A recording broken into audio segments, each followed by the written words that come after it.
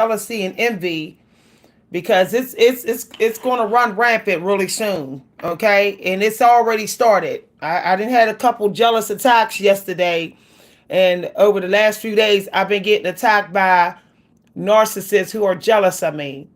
So I decided to do this video topic with anyone um who are not sure if the attacks that they're getting with jealousy is coming from narcissists. I'm gonna give y'all several things that narcissists do when they're jealous of the attention that you're getting. And I'm gonna give y'all an example from my own life, okay? When a narcissist get jealous, they will bring bona fide hell into your life. They will try to ruin your reputation.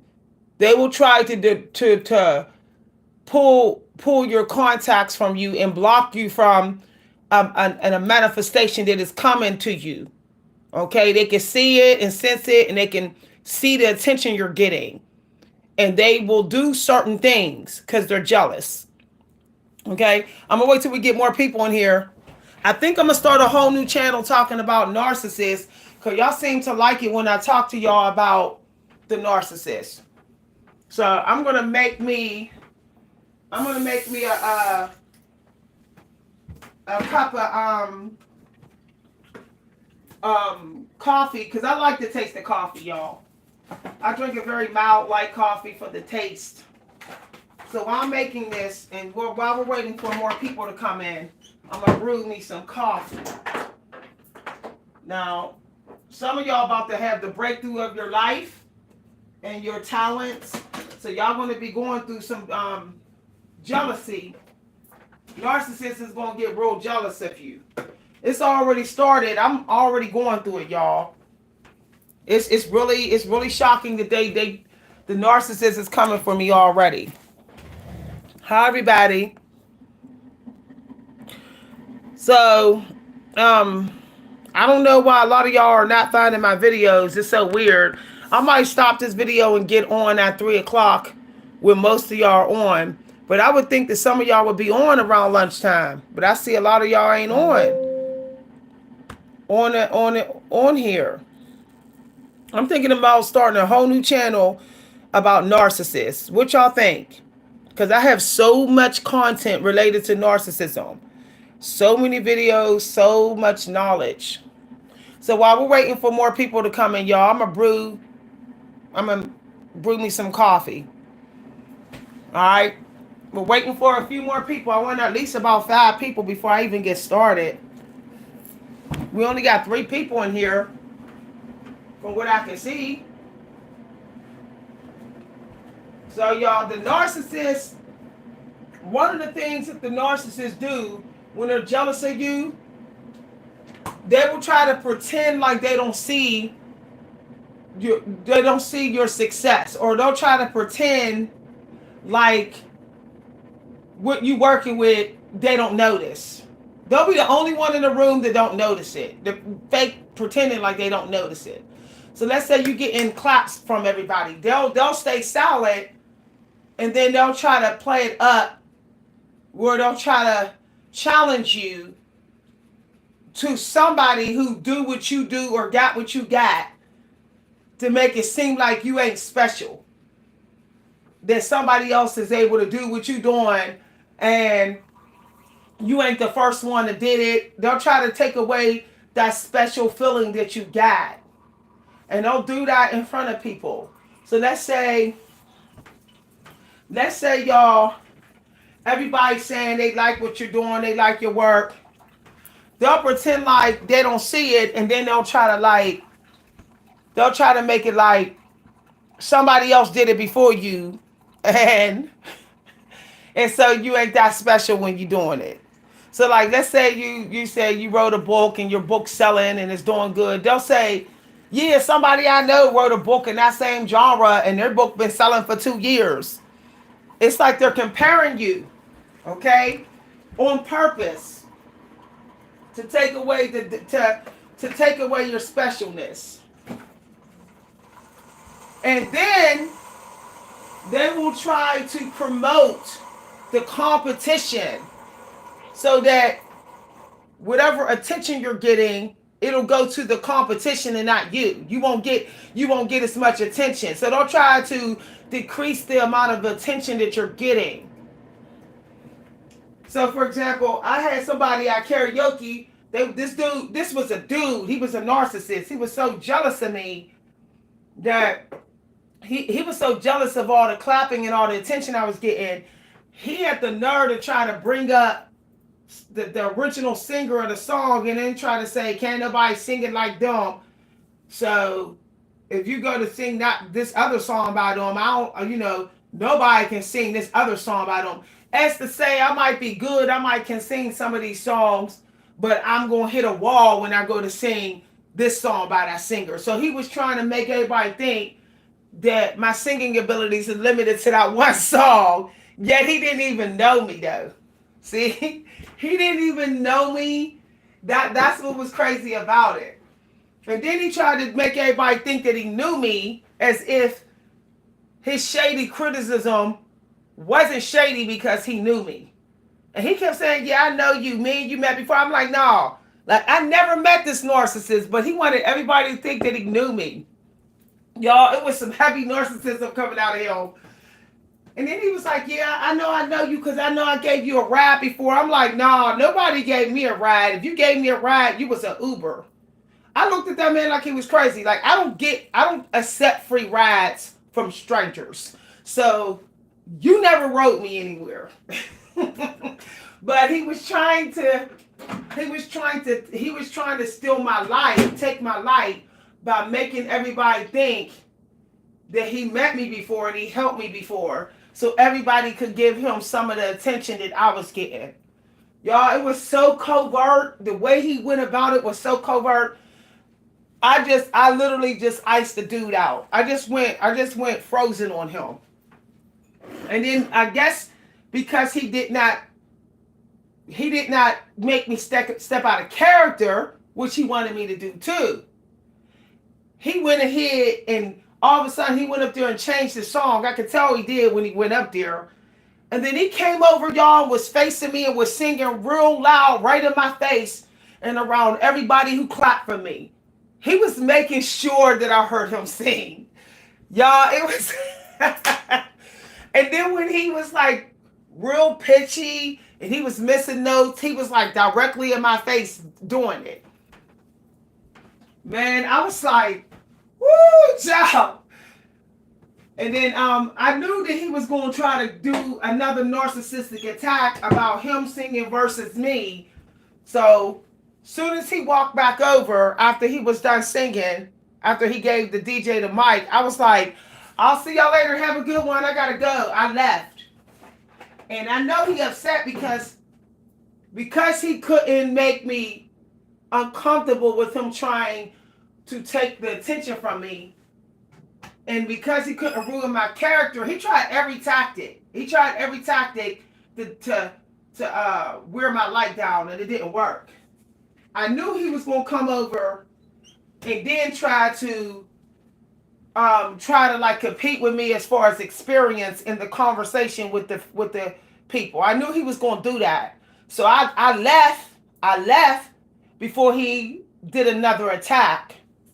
But his jealousy was that bad that he was going from one type of jealous attack to another. He was hoping that one of those attacks would work and I would step out of character and I'd get thrown out of the karaoke bar. But it didn't happen. Y'all, telling y'all. So I'm gonna give y'all one more way while I'm making my drink here. One more sign. One more thing that a narcissist do when they're jealous of you.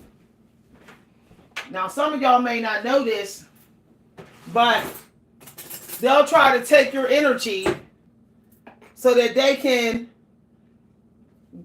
put out your vibration and get the attention that you're getting. So, for example, let's say you're getting a lot of attention. Suddenly, they'll just start touching on you, hugging you, getting real close to you, trying to get your energy so that people will not sure, people will be confused of whose energy is whose. Because they want your they're jealous that your energy is abundant. So don't try to confuse people that surround y'all by harvesting your energy after you get the attention. Now that recently happened to me. I could sense jealous energy from this woman, and she kept looking at me and looking at me, and her whole body language was changing real negative. And then out of nowhere, when I was getting all these claps and attention, when I was getting a lot of attention, she suddenly started like hugging me and saying, "Oh, it's a pleasure to meet you," and kept hugging me and hugging me. I said, she's trying to get some of my energy. She must know how energy works. So I kept turning my heart chakra away from this jealous lady. And I could tell she was getting a little triggered. So she said, "What song are you singing? What are you singing?" And I said, "Well, I might sing some Etta James." And she said, "Oh, you know what? Don't do that last, because I'm going to go ahead and do that now." So she went ahead and sang Etta James because I told her I was going to sing Etta James. Let me tell you, she always was trying to read on me. She was jealous of me, so she was trying to read on me. And when she couldn't, she asked me a question. Y'all, she was a covert narcissist too. She heard everybody around me saying how beautiful I was. I went out the other day, and it wasn't like I was dressed to kill. I had on a t-shirt and a pair of jeans. But beauty is beauty, period. When you have a good heart, you're going to shine. So a lot of people in there were like, "Oh, you're so beautiful, you're gorgeous, whatever." So I noticed she was the only one like pretending not to notice I was beautiful when everybody was saying it. And she would side-eye me and roll her eye. And then next thing you know, a few minutes later, she was like, "What you take your name was when you was talking?" She's like, "It's a pleasure to meet you." And she started touching on me and everything. Y'all, it was crazy. But I just shared with y'all two things that narcissists do when they're jealous of you. I'm thinking about starting a new channel, y'all, and moving all my videos about narcissism onto that new channel. I think YouTube wants people to have, like, you got to choose. I think YouTube is having everybody decide, like, what niche you're going to have, whether you're going to do short form or long form videos. YouTube is trying to get the platform more organized. So I think that they're purging channels that got too much different stuff on it. So I'm thinking about downloading all my videos on narcissism and just moving them to a whole new channel. And all my videos on spiritualism, like moving them to another channel, because I think that YouTube is like, either you get your channels organized or your channel is going to get deleted. I think they don't want their algorithm being confused anymore. That's what I think, y'all. Y'all, I keep my stomach 80% space empty. I keep most of the space in my stomach empty now, and I love it. This is the first week of empty stomach. I didn't even realize how much energy you can get when you keep your stomach mostly empty all day. Like eating the smallest of meals. Like eating like a kid. I didn't realize how abundant it is eating like a little kid. If I had known, I would have always ate like a little kid. I think that the average little kid don't eat more than 100 calories. Preteens don't eat more than, 1,000 calories. Little kids don't eat more than 1,000 calories. Preteens, they don't eat more than 1,200 calories. And I think that however we was eating when we was like 16 years old, I think that was the actual calorie count we were supposed to keep for the rest of our life, y'all. I don't think we were supposed to increase our calories. Like whatever the weight you are at puberty, whatever healthy weight you are at puberty, I think you're supposed to keep that weight. So let's say you're in your senior year and you weigh 130 pounds. I believe you're supposed to be that weight for life then. I believe your body knows, your body is deciding the healthy weight for itself all the way up until you're done with puberty. I really believe that, y'all. I really believe that. I believe everything that you're supposed to manifest is already manifested by the time you're done with your senior year. Like, it's already physically possible. Like, the metaphysical version is there. All you got to do is get the resources to be able to physically manifest that metaphysical version. So, for example, I believe all the way up until the end of 12th grade, your metaphysical space is shopping. It's shopping for an identity. It's shopping for the preferred weight it wants to be. It's shopping for the gifts that it wants to bring to the world. It's shopping for all that. And I believe by the end of your senior year, okay, I believe, because 8 and 9 is manifesting numbers. I believe before you turn 20, between 16 years old and 20, the decision is made. I believe that, y'all.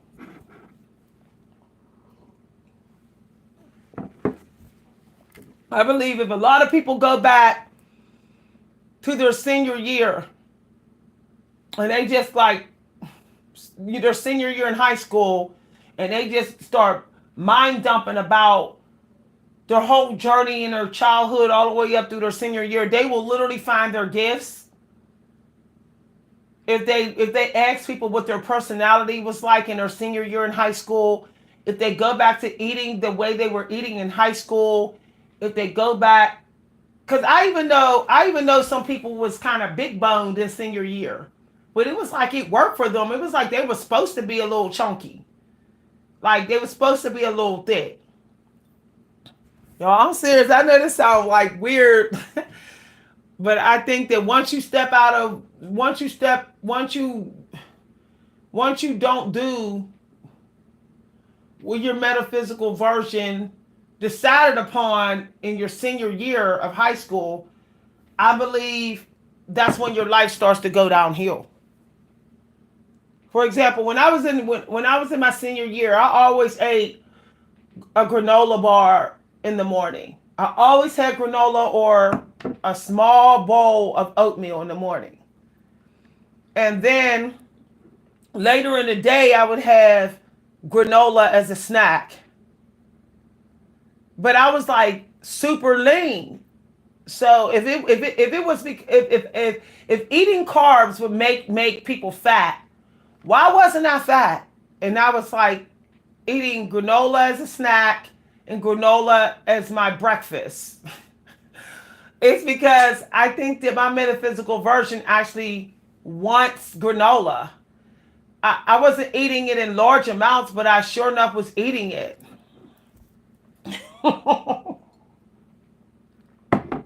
And it seemed like once I stopped eating granola and once I stopped eating a small bowl of oatmeal,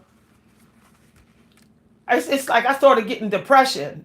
I didn't know where the depression was coming from though, but it was actually coming. I think that we all will get micro doses of depression when we are not giving our metaphysical version the food, the nourishment that it told us we had to give it when we was 19 years old. Like once you hit 19 years old, your metaphysical version then told you over and over again what it demands from you. And when you stop doing that, when you stop giving it, I believe that's when your life starts to get messy. For real, y'all, like for real. Like today, I had one piece of bacon. I had one little thick piece of bacon because I never ate a lot of bacon when I was 18 and 19. When I was young, I never did that. So I had my mother seldom ever gave me bacon, and I was always okay with that. So I had a tiny small piece of bacon, but I cut the fat off, and I had a bull egg, okay, and some vegetable juice. But I had a whole grain bar for breakfast this morning. Do y'all see what I'm saying? I'm eating almost exactly how I ate in my senior year, and I feel like a big energy weight has been lifted off my shoulders. It's so weird, y'all. Now, I think for lunch I used to have tuna salad or sardines in a salad. That's what I would eat for lunch. Um, yeah. And then for dinner I might have had a beef patty with something on the side. But the point what I'm saying is I believe that at some point we all had the answers. Everything we had all the answers. It's just the messy life dealing with narcissists and messiness. We started not we I think that we all been doing so much that we don't even know our own self no more. We don't even know thyself. We just think we do. I believe that half of us don't even know our metaphysical self no more. We've been absorbing so many different people's energy around us, so many YouTube videos, so much content online, so many toxic family members' energy that a lot of our metaphysical version is warped and distorted. I'm telling you.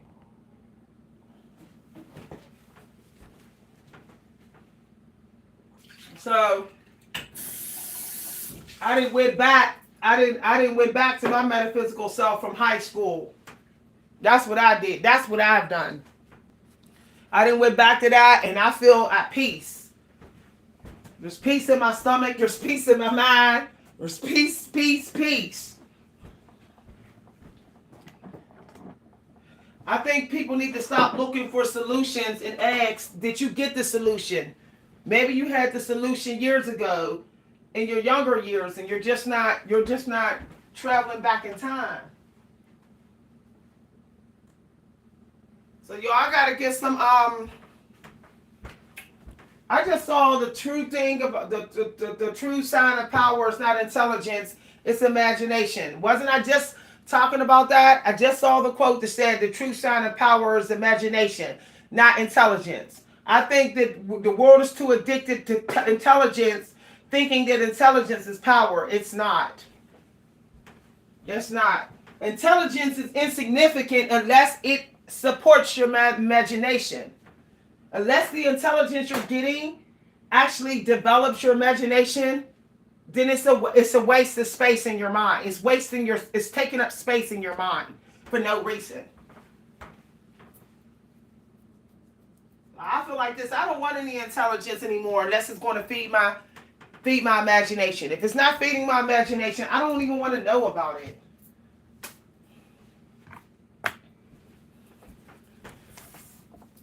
Bye everybody. I'm gonna get some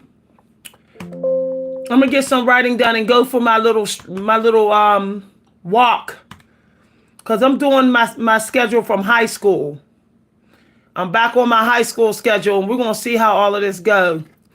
Bye everybody. See y'all later.